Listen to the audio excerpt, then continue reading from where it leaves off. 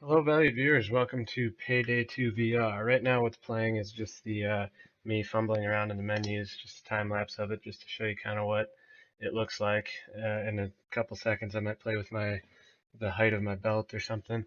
But I played this game. I was really excited for it to come out. I played it before VR came out, and then just yesterday it came out for VR. I was really excited for it.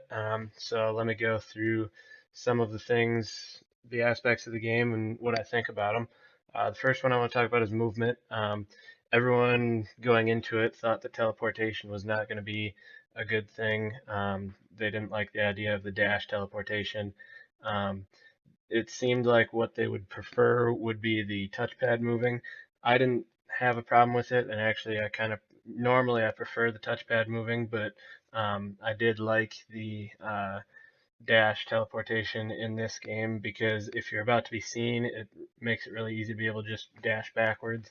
I don't know that I have the reaction time to uh, use the touchpad, and I don't know that it would go fast enough for me and not too fast in other situations.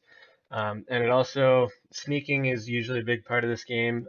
When I played it not in VR, I found myself crouching all the time.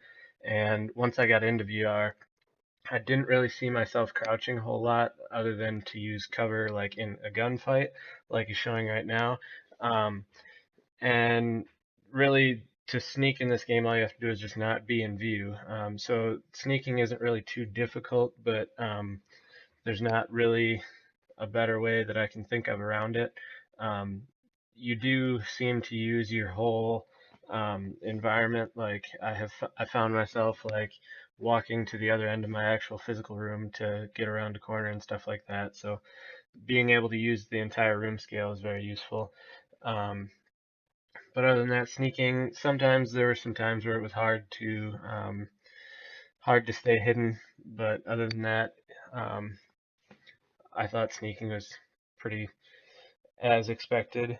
Um, and then while I still have this clip open, if the image looks distorted in the video, it is, but in like when you're actually playing VR, it doesn't look this crappy. I'm kind of used to it after editing this video, but it's better in VR. And the next thing I want to talk about is better interact animations. Right now, I am trying to lock pick a door, and I'm about to go do that laptop. And I would think that things like that are two-hand procedures, and they don't let you use two hands in the real game. So why should you be able to in VR? I think you should have to use two hands and maybe actually interact with stuff. I know that's supported. Um, so that's kind of one thing that I would like to see better. And then transitioning to the heads up display. Everything goes on your watch, which there's a little clip of me swiping through the menus. I like that aspect. It took me a while to figure out that it was actually a thing, but the only complaint that I have about that is that you either run into your arm or you run into the your headset because you're looking at it too close, and just like hit it with your one of your arms. But other than that, it's kind of cool that everything goes on the watch. I would wish that some more important information would come up more prominently, like that. What is it? Time until no return. Um, Other than the sound, it would be nice if there was a way for me to not have to look at my watch to know that that was happening. It could maybe vibrate your left hand controller so that you know, oh, something's going on over here. I should look at my watch. That's one way that you could do it. And then cameras are usually kind of like an integral part of the game. You know, you look at the security camera to see what's going on. And in the video that should be playing right now, I go and I find the security cameras and I hack into them. And it puts you in this separate room where the cameras are just like a TV, and I can't see. I don't get any information from them. It says that I should, like it marks the location of some stuff, but I can't tell what is going on in those pictures. So hopefully that gets better as things go on. Um, and then the objectives usually appeared on the what's it called, the watch, but this laptop picture that should be shown right now, it wasn't very clear that the objective was on that laptop. Like, as you can see, you can't even read that screen, and I heard him say that the information is on the laptop, but usually it would go on your heads-up display saying I'll go here, but you have to actually read the laptop. In it, it says that the money's in the aquarium, and then you go to the aquarium and just happen to make sure that it's the right one. So I kind of wish that they were either more clear that you have to read the laptop or actually put the aquarium on the heads-up display. And the next thing is melee. This might just be me not knowing how the game works, but I always thought that if you knocked someone out and like punched them, you could eventually kill them, and it would be kind of a silent kill. But I spent quite a while here beating this guy up, trying to silently kill him so the gunfire didn't go off and he would not die. So kind of defeated the purpose. And in some objectives, you have to switch to the actual fists, and it wasn't clear that that was the case, so I spent there beating the crap out of Santa Claus for a while. And as far as gunplay goes, manual reloading sucks. For the first half of my time playing, I had it in manual reload mode, and I couldn't get a good clip of it, but if you reload and then if you take your gun up too quick, it doesn't actually put the magazine in or something, so you have to put it back down to your little tool belt thing and then back up before you can shoot. And it flashes when you need to do that to show you that you have to do that, but it's not really something that catches your eye.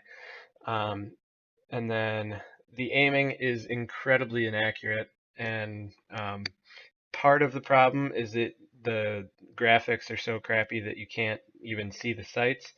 But other than that, even when you can see the sights, if you're looking down, it almost seems like the pistol shoots like a foot higher than it actually should.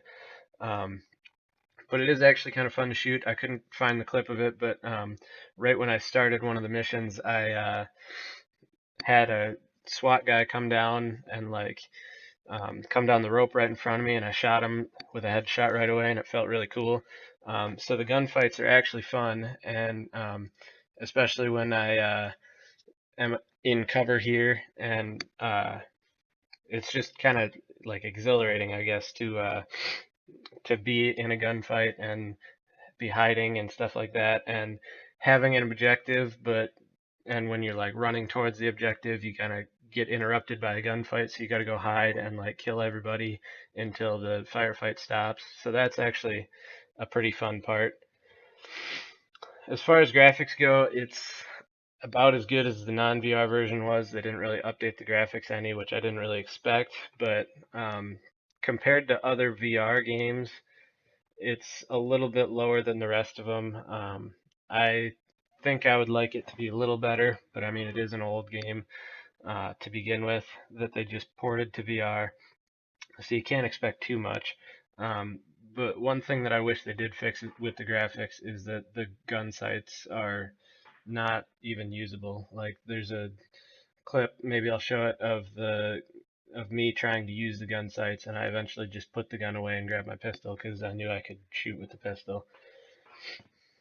Some of the other bugs, and I saw that an update came out today. I didn't read the notes on it, but they might have been fixed by now. Is that there is a weird sound bug when you teleport. Um, I only saw it when I was sneaking, and I'll turn the volume up on it. Fuck.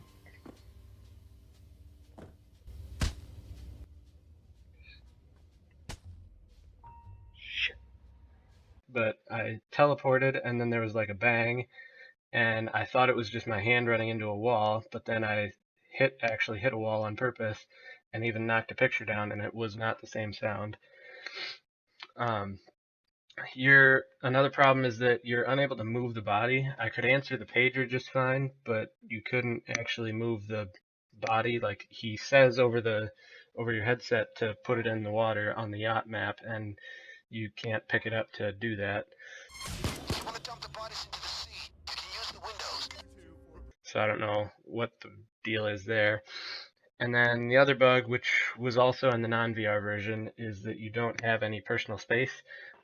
Your AI, like friends, will like as soon as you switch into a different room, they'll spawn right on top of you and like just sit right on top of you, which is kind of annoying and a little immersion breaking. Um, but other than that, those are all my main thoughts on the game so far.